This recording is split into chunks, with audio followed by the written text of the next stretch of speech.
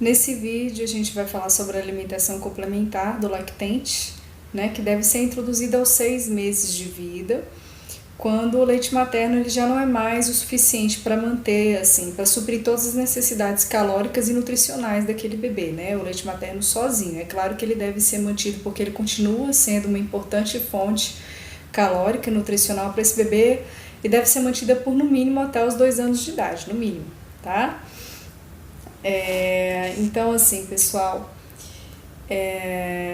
como o leite materno sozinho já não consegue mais suprir todas as demandas nutricionais e calóricas do bebezinho, aos 6 meses de vida é a partir daí que a gente vai introduzir a alimentação complementar, tá? E além disso, essa criança, esse bebezinho, ele vai ter uma série de outras características que possibilitam também a introdução dessa alimentação, como por exemplo, isso aos 6 meses de idade, né? Como por exemplo, uma maturidade do trato digestório e renal e detalhes, como por exemplo o reflexo de protusão da língua, ele já não vai ter mais. Na verdade, ele perde esse reflexo aos 4 meses de idade, né? Porque quando o bebezinho ele é muito novinho, você coloca a comidinha, a papinha para ele, ele tende a empurrar aquela comidinha para fora com a língua, né? O reflexo de protusão, aqui aos 6 meses eles já não tem mais. Então, para a gente começar a falar sobre alimentação complementar, é importante aqui destacar os 10 passos para uma alimentação saudável que foram normatizados pelo Ministério da Saúde, pela Organização Pan-Americana de Saúde e pela Sociedade Brasileira de Pediatria, tá bom? São 10 passos aí que vão ajudar a instruir as mães dessas crianças, né? Principalmente as mães aí de primeira viagem que não estão tão bem familiarizadas com o assunto. Então vamos ler? Primeiro passo, dar somente leite materno até os 6 meses, sem oferecer água, chás ou qualquer outro alimento. Segundo passo, a partir dos 6 meses, introduzir de forma lenta e gradual outros alimentos, mantendo o leite materno até os 2 anos de idade ou mais. Terceiro passo, após os 6 meses, dar alimentos complementares, cereais, tubérculos, carnes, leguminosas, frutas e legumes, 3 vezes ao dia, se a criança estiver em aleitamento materno, e 5 vezes ao dia, se ela já estiver desmamada. Quarto passo, a alimentação complementar deverá ser oferecida sem rigidez de horários, respeitando-se sempre a vontade daquela criança. Quinto passo, a alimentação complementar deve ser espessa desde o início e oferecida com colher. Deve-se iniciar com uma consistência pastosa, tá? Que é aquela consistência de papas e purês, e gradativamente aumentar a consistência até chegar à alimentação da família. Sexto passo, oferecer à criança diferentes alimentos todos os dias. Uma alimentação variada é também uma alimentação colorida. Sétimo passo, estimular o consumo diário de frutas, verduras e legumes nas refeições. Oitavo passo, evitar açúcar, café, enlatados, frituras, refrigerantes, balas, salgadinhos e outras guloseimas nos primeiros anos de vida. E tomar cuidado com o sal, tá, pessoal? O sal com moderação. Nono passo, cuidar da higiene, preparo e manuseio dos alimentos, garantir o armazenamento e conservação adequados. 10º passo, estimular a criança doente e convalescente a se alimentar, oferecendo a alimentação habitual e seus alimentos preferidos e respeitando a sua aceitação, tá? Então a gente pode dar um pouco mais de liberdade para a criança na hora de se alimentar. O esqueminha para alimentação complementar ele varia com a idade da criança, então até os 6 meses de vida, como a gente já conversou, somente leite materno, nada além disso, nem a aguinha e nem o chá. Tá? A partir dos 6 meses, então, a gente começa a introduzir a alimentação complementar, a gente inicia com uma papa salgada e 2 papas de fruta. No 7º mês, a gente introduz a segunda papa salgada, tá? Lembrar sempre de manter o leite materno, né, pessoal? Além dessas papas, a gente mantém o leite materno. No 8º mês, a gente vai começar a introduzir progressivamente, gradativamente, a alimentação da família, né, de modo que aos 12 meses essa criança ela tem que estar com essa mesma alimentação, tá? A mesma alimentação da família. Vamos falar sobre a papa salgada, né, porque a papa de fruta não tem mistério, né, gente? É pegar a fruta, amassar e dar para a criança comer uma papinha de fruta no meio da manhã e uma outra no meio da tarde, lembrando que a apresentação das frutas tem que acontecer de maneira gradativa, né? Primeiro você acostuma, faz a aceitação, proporciona a aceitação de uma determinada fruta para a criança. Depois que ela já se acostumou com aquele gosto, com aquele sabor da fruta, aceitou a fruta, aí você passa para uma nova fruta, tá? Nada de misturar várias frutas de uma vez e empurrar tudo de uma vez para a criança, porque ela tende a recusar, tá? Então, introdução progressiva, lenta, muita paciência aí nesse momento. Uma papinha de fruta no meio da manhã, uma outra papinha de fruta no meio da tarde. Então vamos falar sobre a papa salgada agora, né, que é um pouquinho mais complicada, exige um pouquinho mais de conhecimento, e eu sou meio travada com essa parte aqui, tá, gente? Isso aqui pra mim é muito chato, porque envolve nutrição, eu odeio nutrição e é isso. Então vamos lá, tô aprendendo junto com você. Na verdade, assim, tô mais relembrando, né? É claro que alguns conceitos, assim, fundamentais a gente tem que ter para orientar dentro do consultório, nas consultas de puericultura. Mas então vamos lá, a papa salgada, ela deve ser iniciada, né, aos 6 meses de idade. A gente tem essa papa salgada, que é tida como a papa principal, e ela deve ser colocada aos 6 meses, uma aí na hora do almoço, mas aí aos 7 meses a gente tem que dar a segunda papa salgada, né? Uma no almoço e a outra na janta. Essa papa salgada, ela não deve conter sal, é importante a gente orientar a mãe, porque já está comprovado que a introdução precoce de sal na alimentação da criança, além de deixá-la mal acostumada, né, você está aumentando a predisposição, a chance dessa criança apresentar, a chance dessa pessoinha, né, ficar hipertensa no futuro, na fase adulta. Então, assim, pessoal, a composição da papa salgada é importante que, na verdade, é indispensável que essa papa salgada tenha um alimento de cada um dos grupos que eu vou comentar aqui com vocês. Então, tem que ter um cereal, né, ou tubérculos, tem que ter uma hortaliça, né, que no caso são os legumes ou as verduras. Tem que ter um alimento de origem animal, né? Então pode ser carne de boi, carne de frango, pode ser o ovo, miúdos. E uma observação é que o ovo ele pode ser colocado na alimentação dessa criança já aos 6 meses de vida, tá? O ovo integral, com a gema e com a clara. Não precisa ter medo de dar ovo para a criança, tá? E uma leguminosa, né? Que entra feijão, soja, lentilha e o grão de bico. Então, a papa salgada dessa criança tem que ter um alimento de cada um desses grupos alimentares, certinho? Tem algumas orientações que ajudam, que facilitam, né, o entendimento dos pais ali no momento, na hora de montar a papinha salgada, ajuda a médica também, que é meio travada com essa parte aqui. Né? Então, assim, em relação aos legumes, o que vocês vão falar para os pais dessa criança? Que eles são vegetais cujas partes comestíveis não são folhas, ou seja, cenoura, beterraba, abóbora, chuchu, vagem, berinjela e pimentão. Então tá aqui uma forma de fazê-los entender o que seria acrescentar legumes, né, na papinha daquela criança que entra aqui no grupo das hortaliças.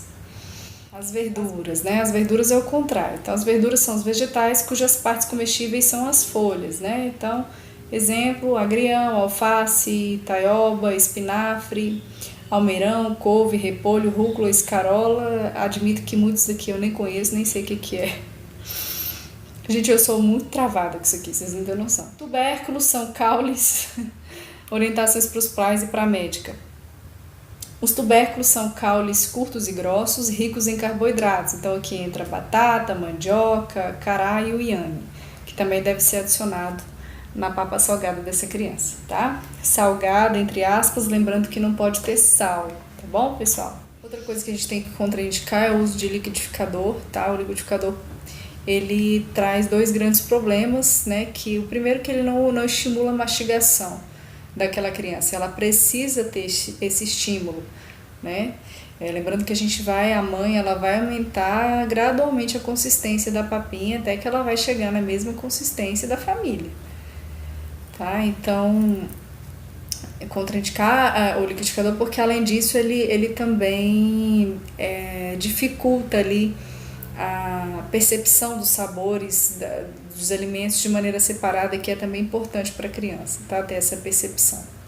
É importante que essa criança ela seja exposta a uma alimentação variada, né? Então lembrar de alertar a mãe, né? Para que ela esteja tentando sempre variar a alimentação do bebê, né? Não dar todos os dias aquela mesma apresentação de comida para a criança. Pedir para a mãe paciência, né? Que não são todos os alimentos que eles vão aceitar com facilidade. Na verdade, muitas crianças têm uma resistência grande aí em aceitar os alimentos que elas consideram estranhos, né, de primeira.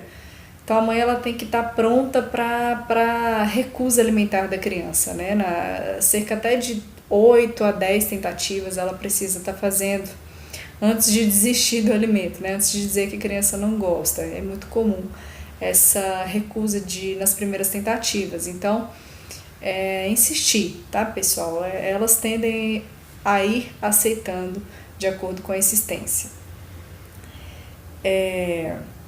Outro cuidado que a gente tem que ter e passar para essa família é que não ficar expondo aquela criança a alimentos que eles têm o hábito de consumir, né? Determinados alimentos, como por exemplo sorvetes, chocolates, salgadinhos, leite com Toddy, enfim, essas bobagens que vão fazer mal para a criança, e o ideal é que que a família evite, né, a exposição dessa criança antes dos 2 anos de idade, tá? Essas coisas aí, essas porcarias, né, que a gente tem o hábito de consumir.